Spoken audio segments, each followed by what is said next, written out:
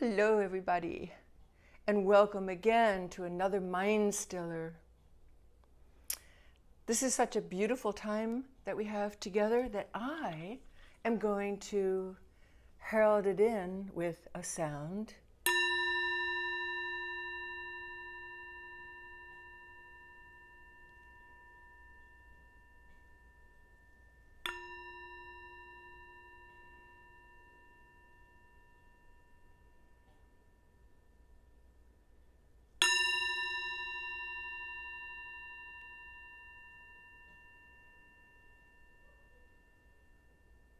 The sound of the gong signifies it's time to make a change. It's time to look at things in a different perspective. It's time to wake up to who we really are. And who are we really? When we take away all the labels that people like to put on things, we're from a certain place, we have a certain gender, we have a certain way of being, we have a certain job, we have a certain role, we have a certain body, we have a certain, hair color, all these labels. Of course we have to use them to function in society. But when we go into that quiet place, which we do here, each time we have a mind stiller, going deeper and deeper into our true essence together. Who are we really when you take away all those labels? So this is the journey of today that I have chosen, because I like to remind myself who and what I am all the time. And I do that best by getting very quiet in my mind and tuning into my breath, visualizing the air coming in through my nose, and then seeing the air leave my nose. And when I say air, I'm thinking consciousness. The essence of life is to breathe. So when we're bringing air into our lungs, this is not just a physiological thing that we're doing. We are plugging in and being connected to the true meaning of being alive. Because if we don't have the air coming in and the air going out continuously, even if we're in a coma, we are no longer on this earthly plane. We are combined with the source of being, however you call it. So breathing in and breathing out at your own pace, always through the nose, to calm both sides of the hemispheres of your brain. Breathing in, this is the vagus nerve that everybody's talking about. When you breathe gently and consciously, you are calming that connection between the brain, the heart, and your entire nervous system. That's physiological. That's biology. But the metaphysical part of meditation, mind stilling, calming your fears, tuning into love, is our choice. And we do that as much or as little as we want, and know that the result of this tuning in has to do with our degree of being calm, being peaceful, even if there is incredible crap going on around you. And I mean just the daily stuff, not wars, not pandemics, not racial or gender or political. I mean the everyday stress of being alive will just be so much more easily managed and approached and dealt with if your mind is cleansed of what I call the raka-raka-roo of continuous thinking. That's what we're reversing here with our mind stiller. So we calm each thought as it arises. Of course the mind wants to think. When you see a thought arise, just watch it, like as if it's a cloud going by, the blue sky of your mind, the consciousness of your mind.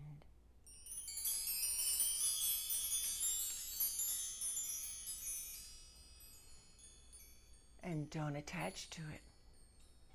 Don't talk to it.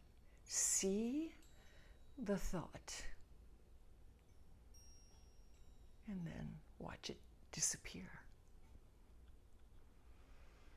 And the more you practice this, the thoughts come less and less, and they dissipate faster, and you dive in between those clouds that can be a metaphor for a thought in the blue sky thinking mind.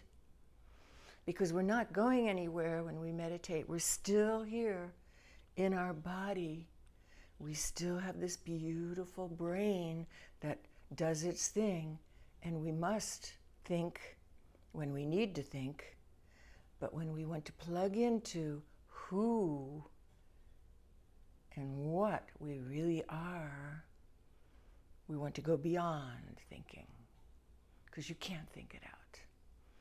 You cannot think it out about who and what you are. You have to experience it. You have to experience that stillness within. So we breathe, and we release tension with each breath. And we bless the thoughts as they come, never saying to myself, oh, I've got to stop thinking. Don't make it more tense. Life is tense enough as it is. This is to go beyond the tension of life. So you see a thought and you just watch it disappear by not talking to it. Don't talk internally to that thought. Watch the thought.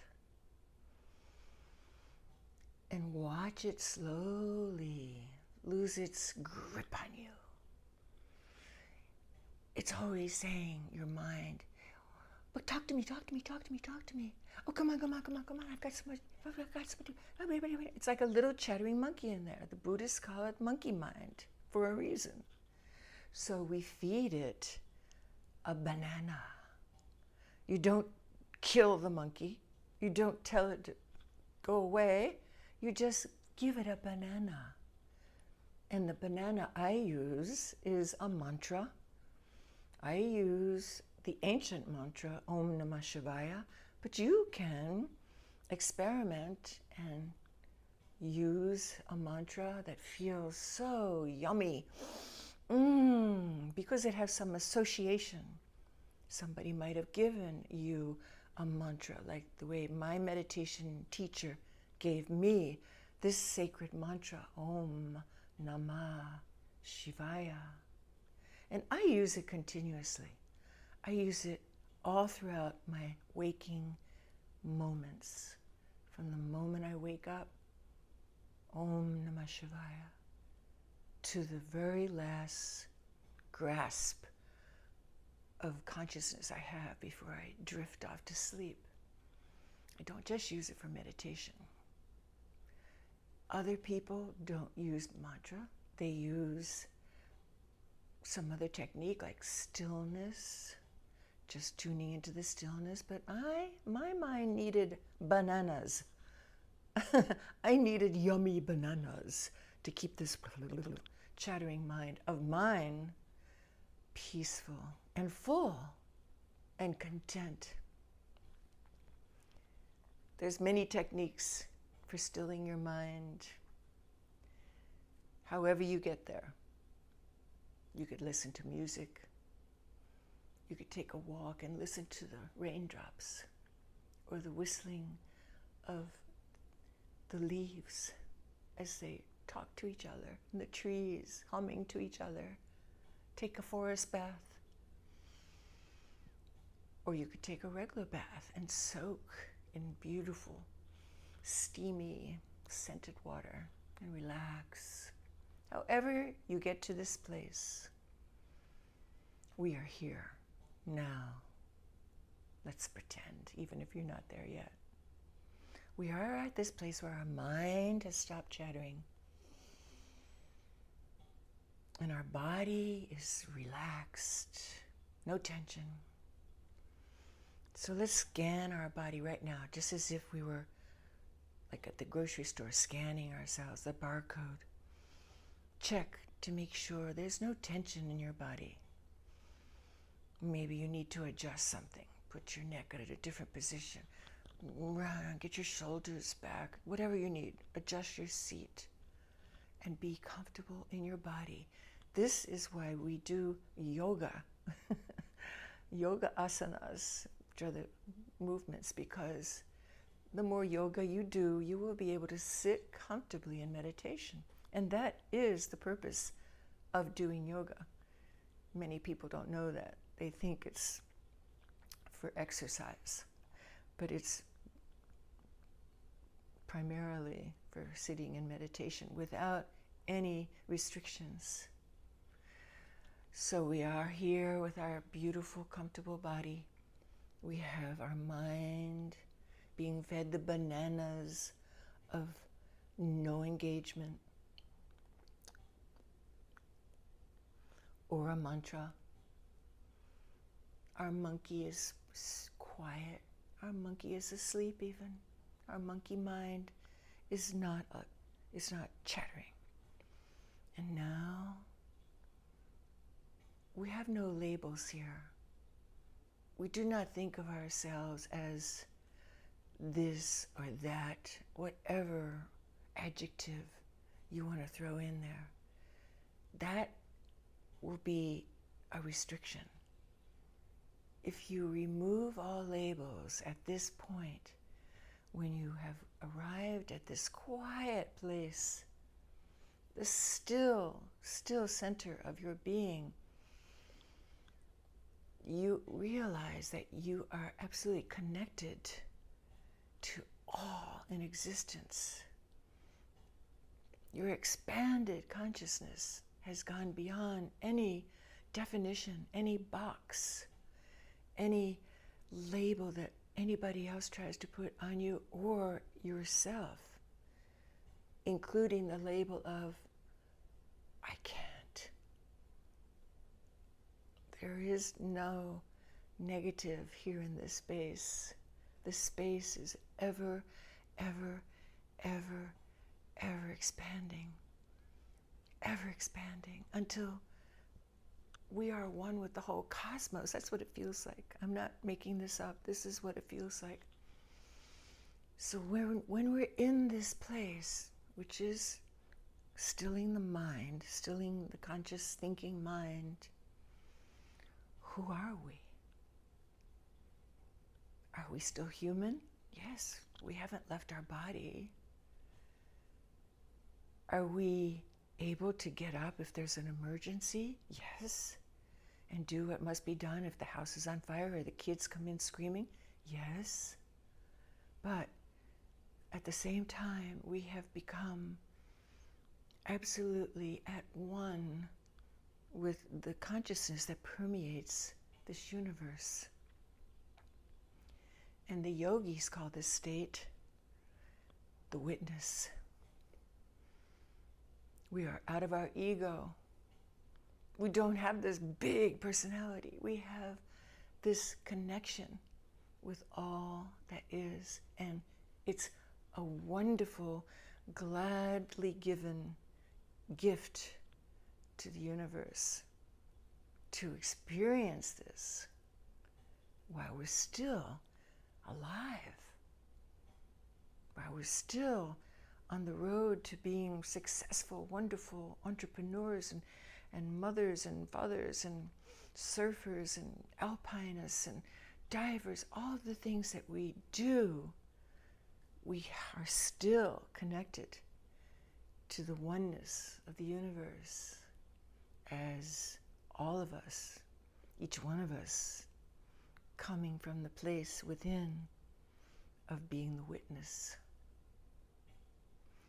The witness watches and sees everything, but does not get emotionally involved or emotionally distraught or emotionally rocked off the center of being absolutely still. That is who we are. And it's a beautiful, beautiful who and what. And the more we practice mind stilling, the more we become familiar with this state, and we can use it in our daily life, even in the middle of driving in traffic, instead of getting mad because there's so many distractions and people are not being very polite and you want to get there, but you can't. You can plug into, you can choose to change your consciousness without closing your eyes or going to a still room. You're still driving, and you can say, I am going to remember who and what I really am. I am the witness. I don't have to be upset about anything.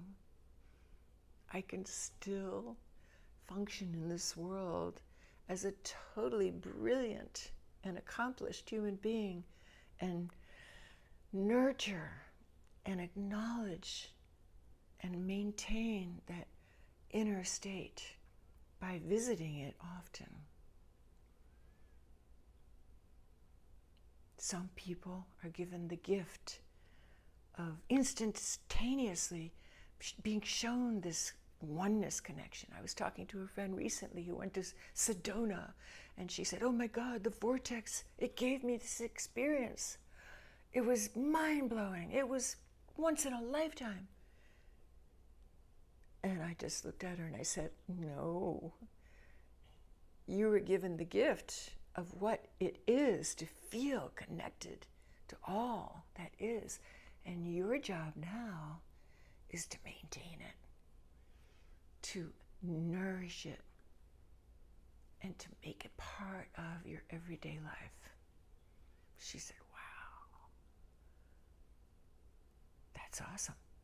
I said, yeah, that's pretty cool, huh? And it's absolutely our gift as being humans. It's not just for special people. Please never think that only people who call themselves mediums or psychics or even meditation teachers or great this, great that, if someone actually says there's something great about them, usually that's the reverse of what the truth is. And just know that every single one of us is capable of this connection. And the more of us in this beautiful but confused and challenged and broken world, the more of us who spend time stilling our minds, going beyond fear and anxiety, going into this state of the witness, the world will resolve all its difficulties because we will be in more of a creative, energetic flow. We will tap the unlimited source that's available to us if we can wipe out the blocks, get rid of the fears, tune into your eternalness, your great witness within, right here, right now. as much as you can.